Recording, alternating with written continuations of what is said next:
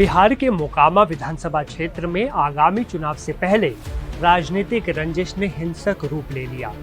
30 अक्टूबर 2025 को चुनाव प्रचार के दौरान हुई गोलीबारी की दो अलग अलग घटनाओं में एक व्यक्ति की मौत हो गई, जबकि कई अन्य घायल भी हुए।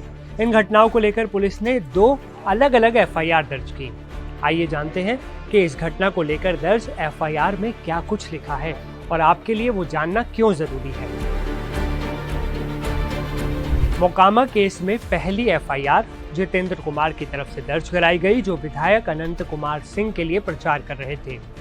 उन्होंने बताया कि 30 अक्टूबर को दोपहर करीब 3:30 बजे जब वे बाढ़ थाना क्षेत्र के ढोलक गांव के पास प्रचार कर रहे थे, तभी उन पर जानलेवा हमला हुआ।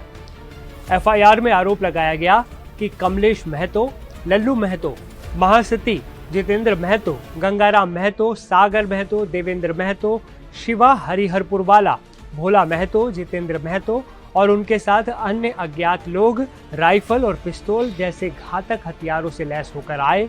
उन्होंने सूरजभान सिंह का प्रचार न करने का दबाव डाला, जान से मारने की धमकी भी दी और लाठी डंडों से मारपीट की। साथ ही हवाई फायरिंग भी की गई, जिससे इलाके में दहशत फैल गई। इस घटना में जितेंद्र कुमार और उनके साथियों को चोटें आईं। दूसरी एफआईआर नित्यानंद कुमार की तरफ से दर्ज कराई गई, जो मोकामा विधानसभा के प्रत्याशी पीयूष प्रियदर्शी के लिए प्रचार कर रहे थे। उनके अनुसार 30 अक्टूबर को सुबह करीब 11:30 बजे जब वे प्रचार के लिए जा रहे थे, तब विधायक अनंत सिंह, राजवीर सिंह, कमलेश सिंह और बाकी लोगों ने उनकी गाड़ी बाढ़ थाना क्षेत्र के भवन गामाचक गांव के पास रोक ली। नित्यानंद कुमार ने आरोप लगाया कि विधायक अनंत सिंह ने गोली मारो का आदेश दिया, जिसके बाद राजवीर सिंह और कमलेश सिंह ने अंधाधुंध फायरिंग शुरू कर दी। इस गोलीबारी में एक शख्स को गोली लगी, जिससे उनकी मौत हो गई। नित्यानंद कुमार को भी बाएं हाथ में गोली लगी, जिससे वे गंभीर रूप से घायल हो गए। इसमें करीब 80 से अधिक लोगों की गिरफ्तारी हुई है, जो पुलिस के बयान पर जो उपद्रवी हैं, जो पत्थर चला रहे हैं, उन पर भी केस दर्ज किया गया है। तो करीब 4-5 कांड दर्ज हुए हैं पूरे घटनाक्रम के सिलसिले में। उन सभी कांडों में लगातार छापामारी की जा रही है और इस कांड में भी जो अन्य अभियुक्त हैं उनकी भी गिरफ्तारी के लिए लगातार छापामारी की जा रही है और आने वाले दिनों में सभी अपराधियों को गिरफ्तार किया जाएगा, उनको सरेंडर करने के लिए मजबूर किया जाएगा, कुर्की की जाएगी और कानून के जितने सारे जो उपबंध हैं उन सभी का 80 गिरफ्तारी आपने कहा, 80 से अधिक गिरफ्तारियां हुई है सभी। और सर एक सवाल ये है कि क्या ये चुनाव लड़ रहा है अनंत सिंह, तो क्या उसका रिमांड लेंगे या प्रचार करेगा, जेल में रहेगा, क्या होगा सर? नहीं, उनको न्यायिक हिरासत में भेजा जाएगा। जो मुख्य न्यायिक दंडाधिकारी हैं या अनुमंडल न्यायिक दंडाधिकारी हैं उनके समक्ष इनको प्रस्तुत किया जाएगा और गिरफ्तारी के पश्चात पटना पुलिस इनसे पूछताछ कर रही है घटना कोई एकदम ब्लाइंड केस नहीं है, बल्कि इसमें प्रत्यक्षदर्शी गवाह भारी संख्या तादाद में उपलब्ध है, उनका बयान लिया जाएगा। इसलिए कोई ब्लाइंड केस नहीं है कि इसमें जो अभियुक्त हैं उन्हीं से जानकारी हमें मिलेगी और इनसे पूछताछ की जा रही है, इनका बयान लिया जा रहा है। जो एफआईआर की गई थी उसमें कितने लोग नाम दर्ज? उसमें जो पत्थरबाजी करने में कई लोग अज्ञात में नाम आया है, जैसे जो अनुसंधान आ रहा है उसमें लोग का नाम आ रहा है। क्या मामला क्या लग रहा है, कैसे हुआ ये घटना सर?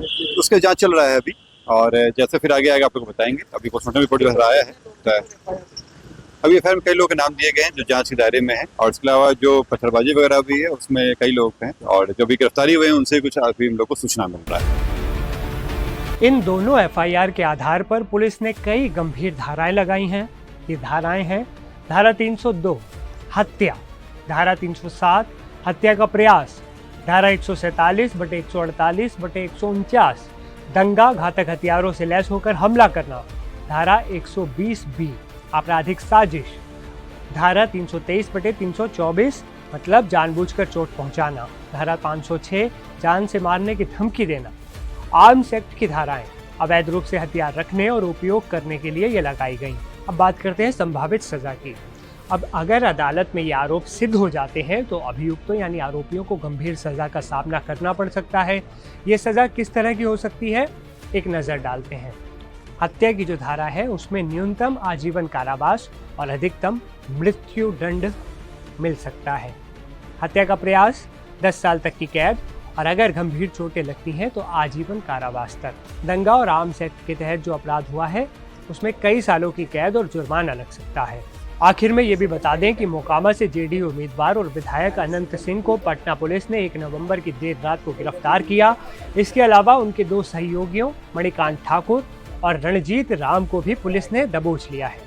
रिपोर्ट्स के अनुसार 2 नवंबर यानी रविवार को इन तीनों आरोपियों को अदालत में पेश किया गया, जहां से उन्हें 14 दिन की न्यायिक हिरासत में भेज दिया गया।